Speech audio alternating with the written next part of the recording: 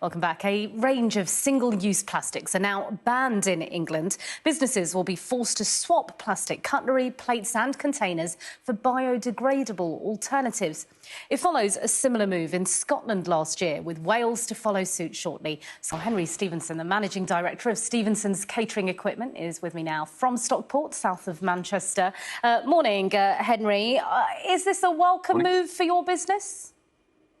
Yeah, I would say overall it is actually. We're very supportive of the changes, and a lot of our customers are well prepared for these changes. We've been communicating for quite a while what's coming down the line and offering alternatives. And what about customers? Are they, do they understand? Are they on board? Is this what they've been demanding for a while?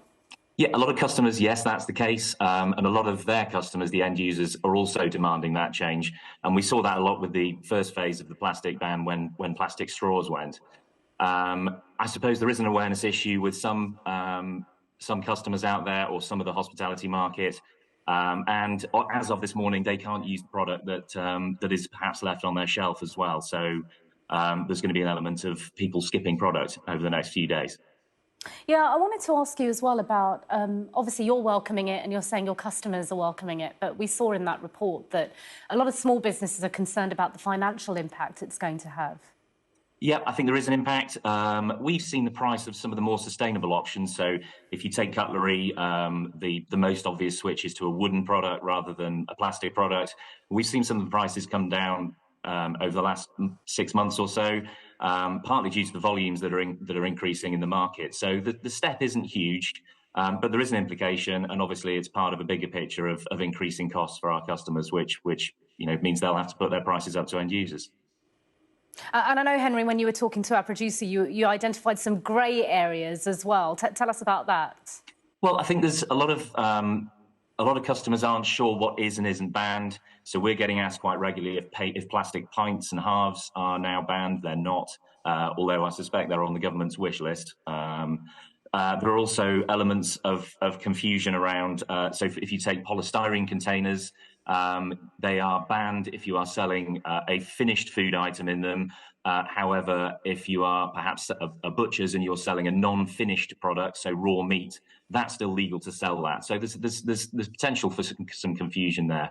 One of our other concerns as well is that there are appearing on the market manufacturers and importers rebranding disposable cutlery as reusable cutlery, and maybe making it a slightly thicker product. So that's certainly not within the spirit of the ban, but you might see people trying to get around it to an extent with that. That one's interesting. I'm a bit confused by the difference between kind of ready-to-eat takeaways and raw food. Well, why is that? Why has that distinction been made? Do you know?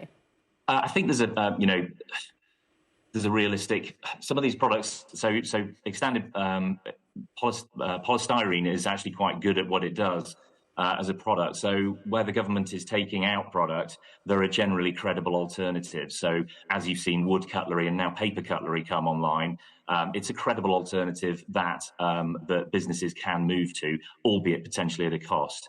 So I think as you see changes come through in technologies that are available, you'll see the government continue to move through different elements of plastic.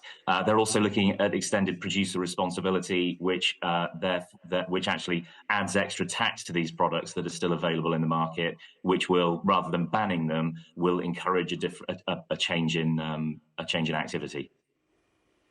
Yeah, I mean, I was talking to my colleagues earlier. Like, will we see a time when we're asked to take our own Tupperware for takeaways, the way we carry our own water bottles? What do you reckon?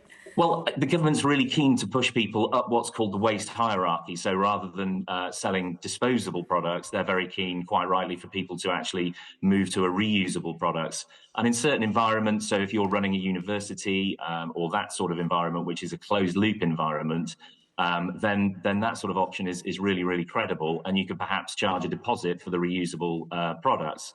You've got hygiene considerations to take into account there, but it is a very credible option.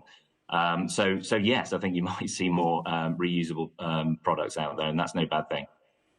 Okay, Henry Stephenson, Managing Director of Stephenson's Catering Equipment. Thanks very much indeed for talking to us. Thank you very much.